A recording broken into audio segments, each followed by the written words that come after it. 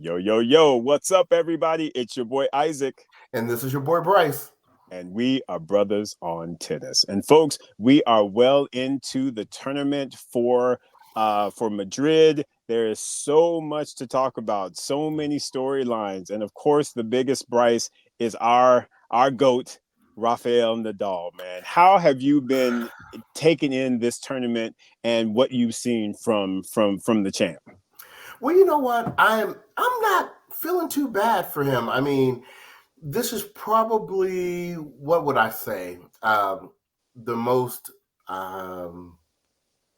veteran he's looked. That's a good, yeah. In a while. But I will tell you what, when you really watch him play, Yeah. he's not playing horribly. And No. I like what I think Jim Courier said it on TV today, even though he took the L from Lehechka, that he thinks that the team is very happy with probably a fourth round finish here. They probably didn't want to play like the whole week in Madrid. Exactly. And he's had some good wins. He looks good. Maybe he doesn't have quite the MPHs on the serve. Maybe the movement isn't quite as good. But I tell you, I mean, 3 out of 5, as long as he can physically handle that, he's still going to be an extremely tough out at Roland Garros. He's probably going to need a little draw help. Yep. To really go the distance. But another thing Jim Courier said, since he's going to be thrown somewhere in the draw, nobody is looking to get Rafa in their section of the draw. Right. And I cannot wait to see where he lands. Same here. You know, they were going back and forth with, should they do the Wimbledon protocol and give him a special seating? They were like, no. And even he, I believe, even said that. Just like, no, I'm just, he's going to go. He'll be where he'll be. And Rafa's going to do what Rafa does. But I, like you, agree that I think this week was really a great week for him in how the matches lined up. I mean, he started out playing Darwin Blanche, which is the young American, 16-year-old. And, Darwin was all excited and like, I get to play Rafa, which honestly he should be, because you want to have that experience under your belt before a goat like Rafa retires. So the fact that he got to play, someone of his stature was great. Now, at the end of it, he didn't like that scoreline because that bakery got opened up and he got stolen. Right. So can I ask you a question about that? Yes, I don't know if you heard or not, but there was controversy after that match because there were people who came out, and I'll throw out one name that was very vocal about it, Renee Stubbs, who felt like at a Masters 1000, a 16-year-old like that should not have been given a wild card. Interesting. I don't know that I necessarily agree with that, only because again, he played his first match at Miami. And I felt like he showed himself very well. I feel like he played a really nice game. Again, the hype around him being, kind of, working with the team of Carlos Alcaraz, Carlitos. He plays on the court with them. He's at, Juan Carlos's, academy and whatnot. Yeah. So I personally didn't have an issue with it. If it were somebody that was just really unknown, but I think we've been hearing about Darwin Blanche a little bit. So I personally didn't have an issue with it. What were your thoughts about it? Did you have any concerns or issues with it? Well, part of me kind of understands the complaint in the fact, and I can't remember the names of the other players that they mentioned, but they named some other players who obviously would have been, much better competition out there. But this is what I stand behind. The way the wild cards work is it's completely at the discretion of the tournament. That's right. So if the tournament wanted to give the wild card to Mickey Mouse, they could. Exactly. If Mickey Mouse is going to fill them seats and get them them coins. Right. Hey, come on now. Exactly. So my final answer ends up being, Alex, that until they come up with some regulations on how wild cards must be used. Yeah. As long as it's at the discretion of the tournament, Exactly. What you close your got to mouth. say? Yeah. Now, when you launch your tournament, wait a minute. Let me say this again for the people in Say the it back. again. Say it again. When you launch your tournament, you can then say, okay, I'm not going to give it to 16-year-olds or people who haven't accomplished X, Y, or Z. But, Madrid, that's who they wanted to give one of them to. They had the right to, and it's a done dizzle. And like you said, for someone who's up and coming, then this was a tremendous experience for them. Correct. You Correct. can't have it both ways. You can't be complaining about giving it to Venus. Right, from exactly. a veteran styles because it needs to go to up and comers, and then you give it to the ideal up and comer, and now you got something to say. You got something to say. It's like, come on now, come on, Right. y'all, come on now. So yeah, I like I said, Bryce, 100% agree. And like I said, I thought that again. It wasn't that he played horrible. It was just, again, it's Rafa Nadal. That spin on clay, the greatest player on that surface. I'm sorry, just because it was 6-11, 6-1 doesn't mean that young man didn't play a good match. It just meant he was playing against Rafael Nadal. Right. That's what it meant. Mm-hmm. So I don't have an issue with it. But just kind of, again, Bryce, going back to the Rafa piece, I feel like this week was really good for him because, again, he was able to play Darwin Blanche. It was a little over an hour. He was able to just kind of nicely roll into it. He gets into the second round. Again, he's playing De Minaur, who he played and lost to the week before. A 2-hour match this time. Yeah. But hey, he steps up. He plays Rafa like tennis, and you see what I'm saying. So he's building the endurance. He's building those instances where he's being challenged and needing to say break points and convert break. I mean, to me, it was a great match. And I know we'll come back to that one, but then you got the third match where I don't feel like he was as sharp against Pedro Cachin as he was against Alex de Minaur, but the fact that they had to go 3 sets, I think, was pivotal. I thought that was actually a very good thing for Rafa because then you get to test the endurance and make sure, can you go 3 sets and be okay? And guess what? He not only was okay, he won the match. He sure did. What were your thoughts, bro? Well, there was controversy after that match as well.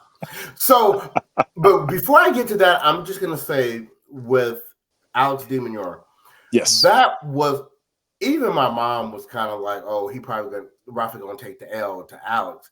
Right. But for him to come back after taking that L from Alex and winning this time, that shows growth. That shows another step taken forward. So that was great. Yes. So David Law, who has that tennis podcast that's wildly popular and whatever, if you remember, at the end of that match, Pedro at the net asked Rafa, like saying it was an honor to play him. Could he have a shirt or something to commemorate this? And Rafa, of course, obliged. And I just thought that was a beautiful moment in sport, right? Yes. Well, David Law, as I read, went out there and said, sorry, Pedro, asking for your opponent's shirt at the net ain't it. Really? Right? And let me say, the community came for him on that one. And of course, the first person who came for him was our favorite, Nicholas Kyrgios. And I just want to read his response real quick, saying, why? NBA players, soccer players do it all the time. It's a memory, an experience that took a lifetime of work and that less than 1% of humans get to. You wouldn't understand. So, and that to me is actually a really good tame response from Nick Kyrgios, because I thought he was going to put him on blast, but that is spot on. Spot on. And so David Law responds back, I understand, I just don't agree.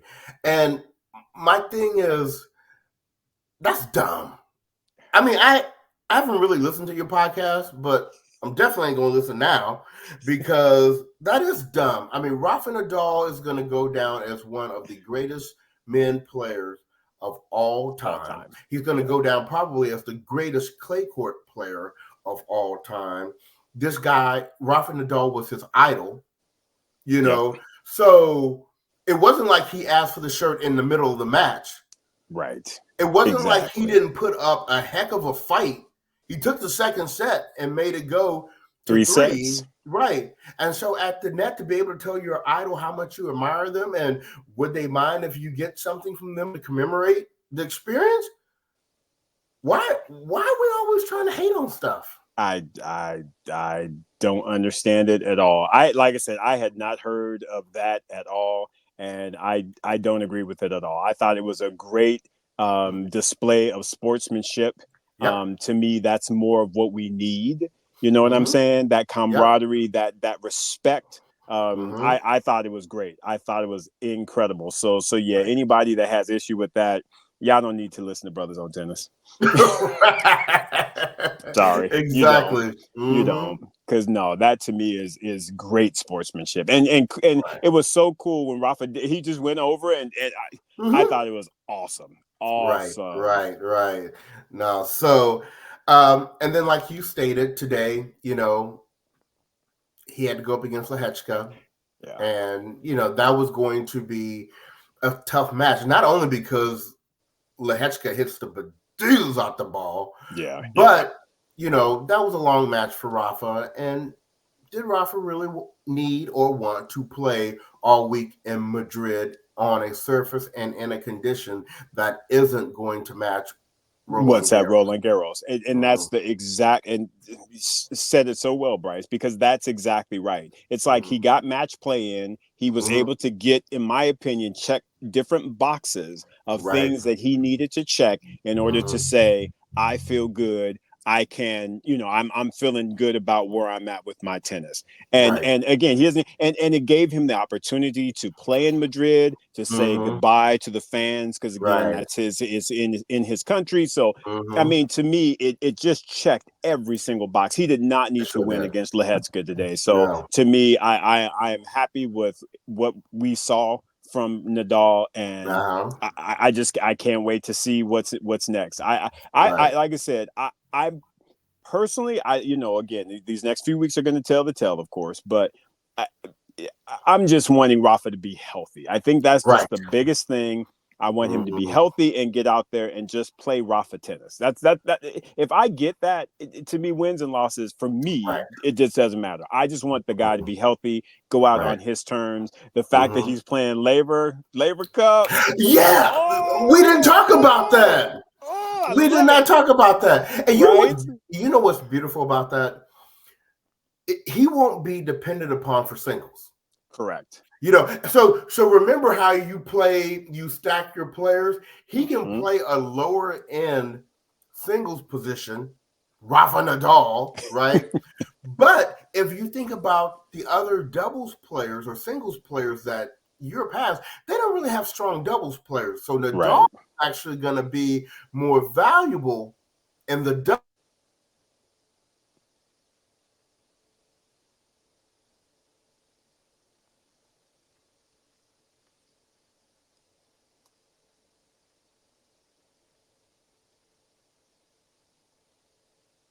Keep talking, Bryce. Keep talking.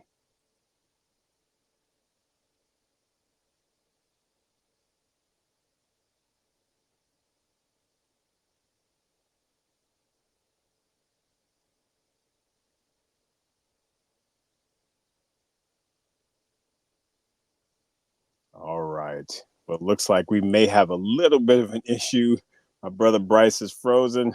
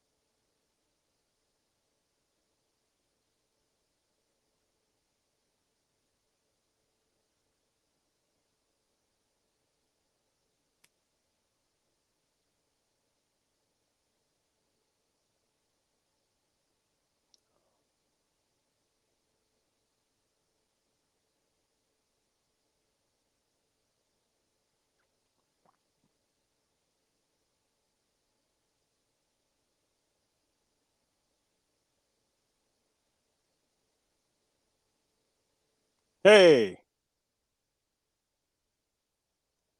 I can't hear you.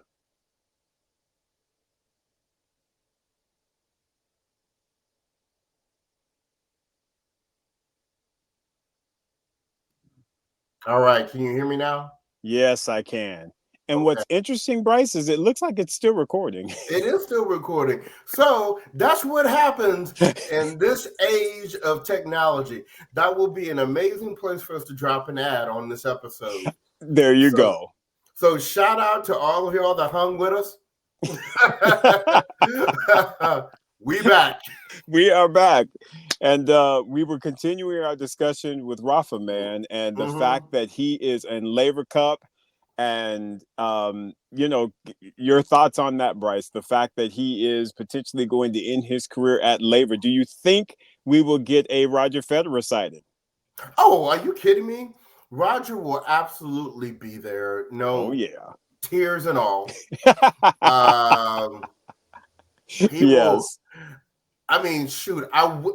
Now I know this is not going to happen, so I know I'm dreaming, but shoot, I wouldn't mind if Roger came on back and coaches, and they need to redeem themselves in doubles.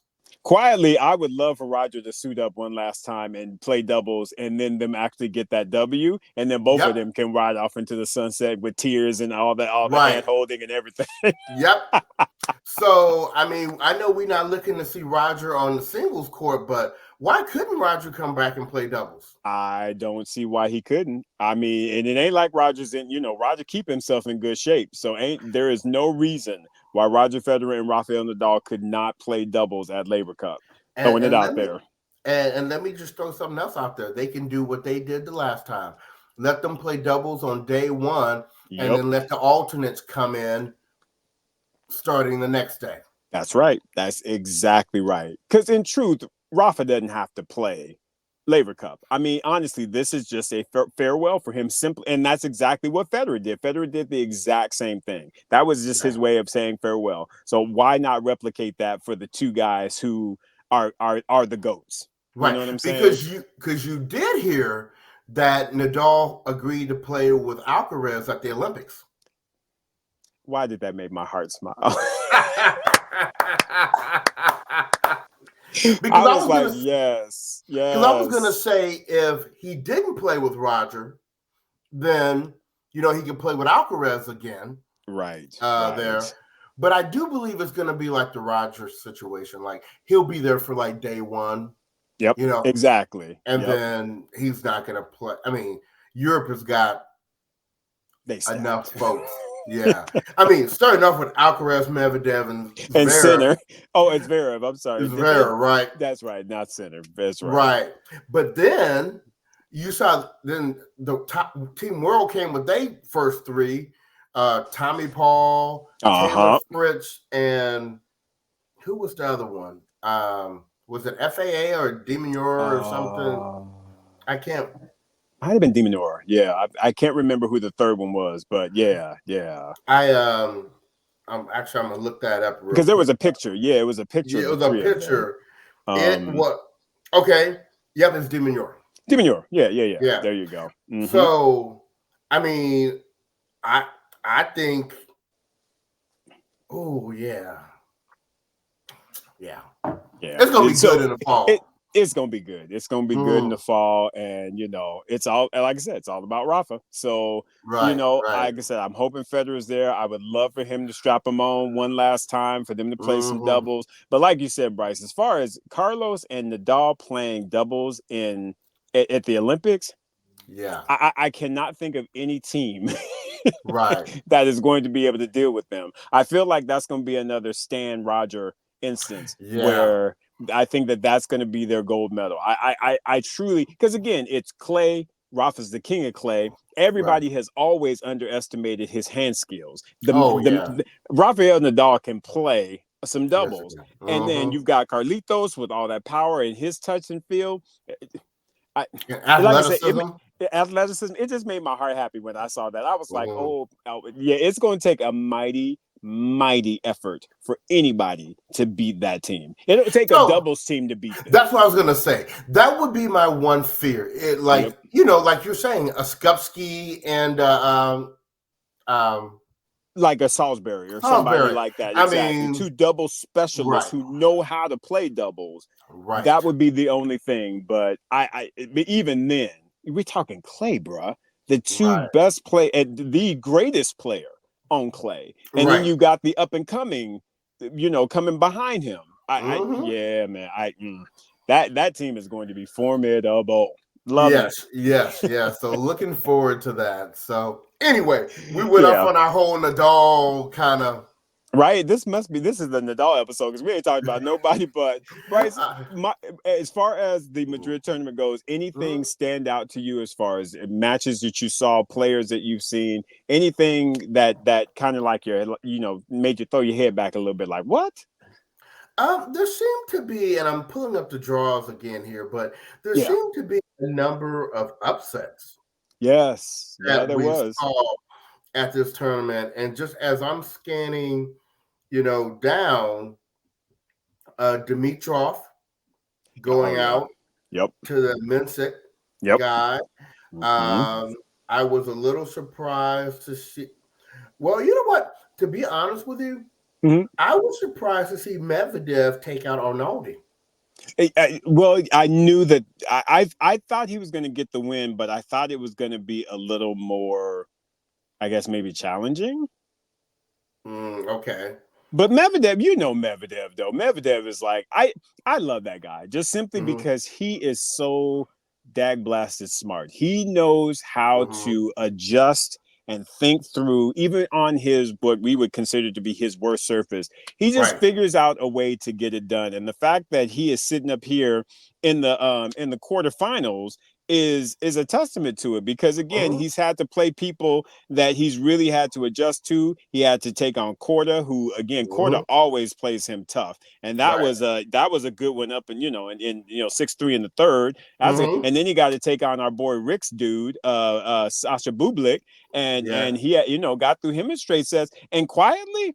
I honestly see him getting past Lehecka. I Yeah, I do too. absolutely see him getting past him. So Right. we talk about this not really being his service, but again, Daniil and his intelligence and his just overall athleticism and Mm-hmm. knowledge of the court, Daniil doing the thing. Right. I like that cat. I really do. Well, and then what's up with Tiafo? I mean, Bruh.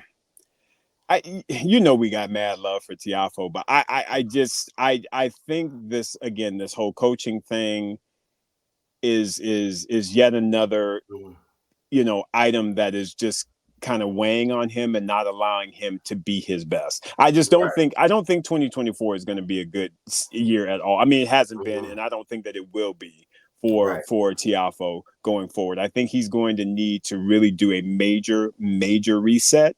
Mm-hmm. But I don't know, bro. I tell me what are your thoughts on what's going on with Tiafo?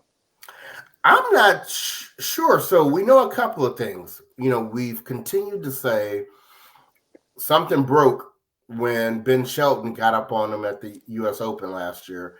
Correct. He got up on him again in that Houston clay court final. Yep.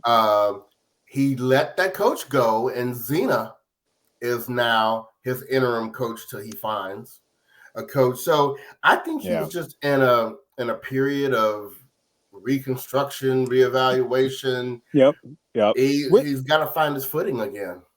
And honestly, Bryce, that's okay. I mean, you know what I mean? Yeah. He's young enough that I feel like because again, Tiafo's what, like 26, maybe 25, 26, Yeah. maybe Yeah. 27, something like that. Anyway, I feel like if you're gonna do it, definitely do it all in one. Don't let this just be this constant lingering thing.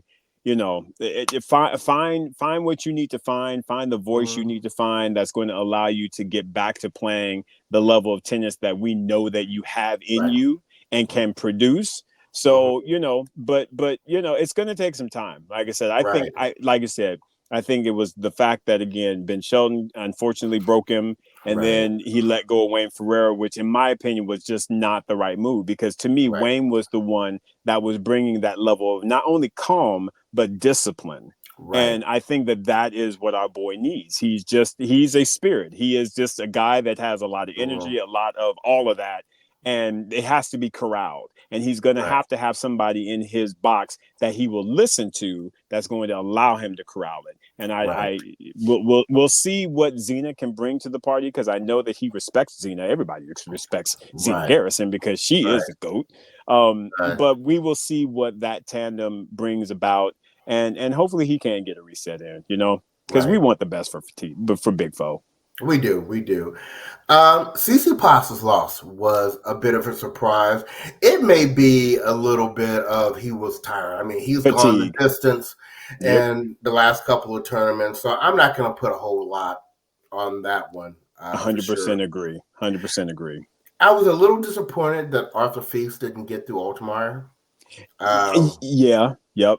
I agree with you. Winnable. That's a match he needs to win. If he's going to be on the come up and he's going to be in these conversations that we're trying to put him in with your Alcarazes and Sinners and what have you, he's got to get that win. Right. And you know what? I'm just going to mention two more. I was a little surprised that Greek Sport got up on Runa. Yeah. But Runa is just kind of very up and down, But the one I really wanted to talk about is and I don't know how you pronounce this guy's name. Sebasville. Whatever. Yeah. He has been getting some good wins, man. Yeah. And taking out Musetti on clay in straight sets. That was a really good win. Now Alcaraz made sure to show him what time it was, but that was a good win. I think he's really feeling himself right now. Yeah, he's got a great game, Bryce. And he's still pretty much a young guy. He's only either 22, maybe 23. So he's got a lot of game in him. He resembles a lot of Federer's types of, the serve and everything. You can definitely tell. So he's got game. He really, really does. I think for him, it's always going to be a mental thing, because to me, he just kind of gets in his head a little bit. He look crazy. Right. Just simply put, y'all, he look crazy. But he's got game. He's really got a nice looking game. And hopefully he can continue to excel, because you're right, he's gotten some good wins of late. So I think he's trying to insert himself into the discussion, which is good. Really quickly, how about Felix Auger-Aliassime beating Casper Ruud to make it to the quarters? That was a huge win. That was a huge win for him. Really big win. I'm hoping that gives him, or continues to give him, or help him to build his confidence. Now, the next round, of course, is going to be really tight, because he's play center. But here's what I will say. Okay. And this is why I'm kind of mad at the announcers a little bit, because I need for them to communicate and do their research, because they had talked about center actually is doing a block of training right now. Okay. And so he even mentioned, he's like, I'm going to be a little bit sore, because I'm trying to get my body right in order for the long game, which is Roland Garros, which is the Olympics. So if there's any time that someone could get a victory over Sinner, it's now, because again, he knows he's going to be going into these matches not at 100%, because he's trying to get a little bit of a training block in. They talking about, he's hurt, his hip. I'm like, ain't nothing wrong with Sinner. He put in work. If y'all were listening to the other commentators, you would have known that. And so stop saying that he's injured. He's not injured. He's sore, and there's nothing wrong with that. So sorry to get on that tangent, but that made me mad, because I'm just like, y'all ain't listening to one another. And so I feel like if Felix is to get a win over Sinner, it would be now, because again, Sinner is really preparing, and his team, they're preparing for the long stretch.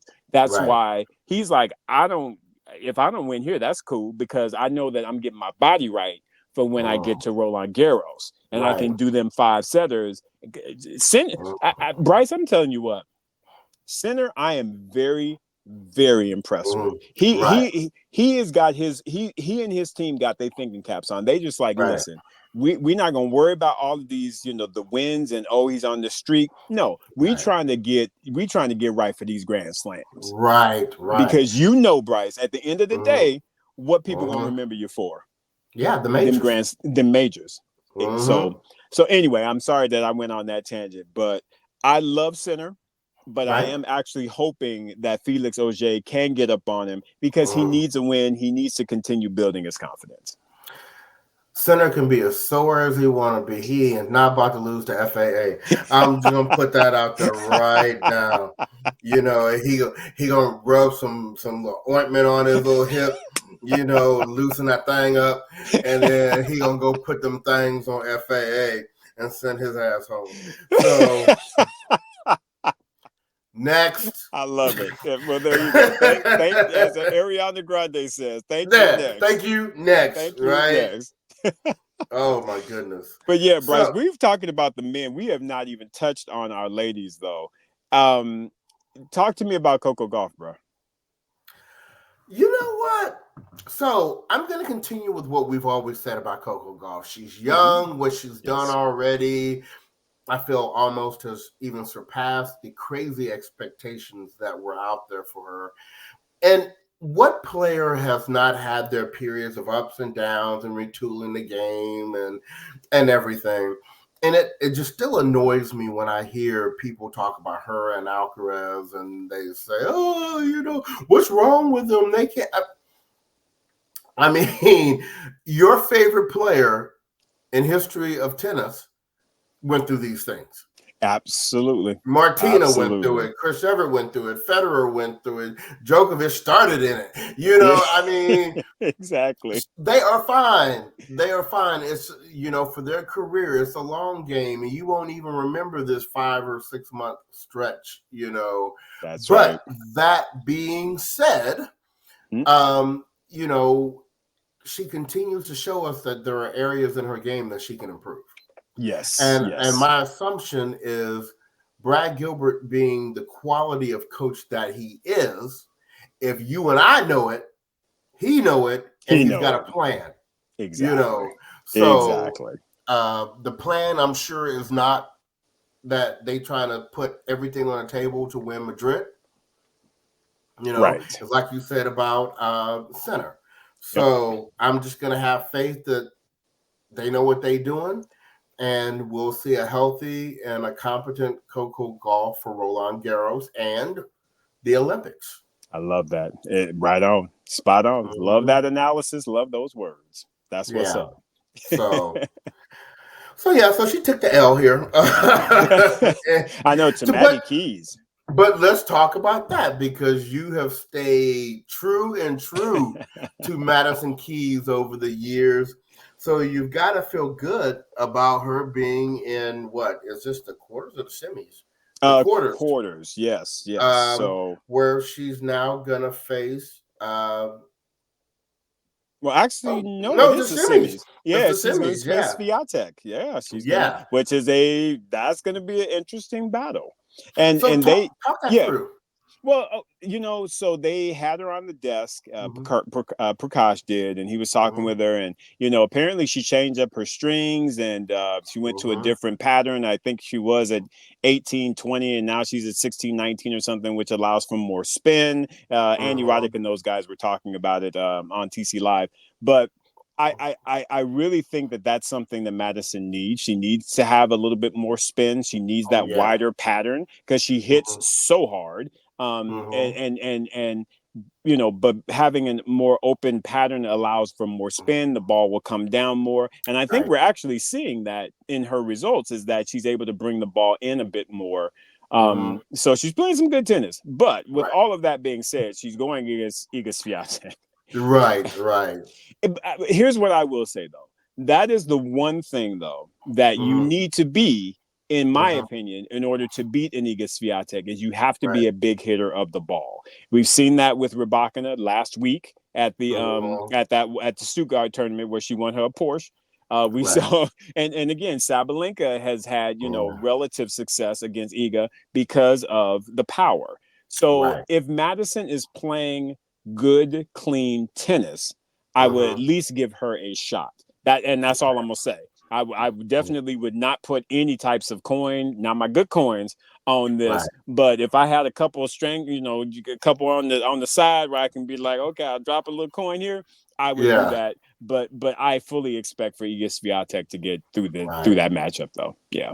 I feel the same. If this was grass, maybe Yes. Keys has the edge, Yes. but on any of the surfaces for her to play Iga, what did David Law say? This ain't it.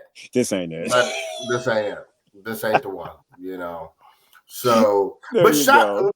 but shout out to her, because I would not have, going into this tournament, I would not have predicted that she would beat Coco Gauff and Ons Jabeur, especially after taking a bagel in the first set against Ons. Exactly. And Bryce, once again, I go back to our Olympic discussion. This continues to make the Olympic choice so very interesting on the women's side, because again, Jess Pegula, Coco got their spots. There's only 4 single spots, folks, only 4. And you've got folks like Emma Navarro who's showing out. Danielle Collins, of course, is showing out. And shout out to Danielle for playing a really incredible match against Sabalenka. I mean, it took all that Sabalenka had to get past her. And that's how well Danielle Collins is playing these days, folks. Right. So you got Danielle, Emma Navarro, and now you got Madison that's trying to do something. It's going to be interesting to see which one of those 3 is going to, unfortunately, not get a spot on the Olympic team. Right. Yeah. And let's not forget, Sloane is making it up her way through the rankings. Sloane is playing good tennis, Bryce. She really is. Really, really proud of what she's showing us these days. And I just want to shout out real quick, in case people are, she's sliding past folks. Jasmine Paolini, she is out there playing some good tennis, and she just took the L to Andreeva in a very tight match, but she took out Caroline Garcia and 2 other folks. Yes. We're getting used to her showing up in the quarterfinals of these tournaments week in and week out. Right. And I'm very, very proud of her. Very proud of her. That's my aunt's new favorite player. She didn't even know anything about tennis and saw Jasmine Paolini and was like, I like her. She was messaging me, I really like her.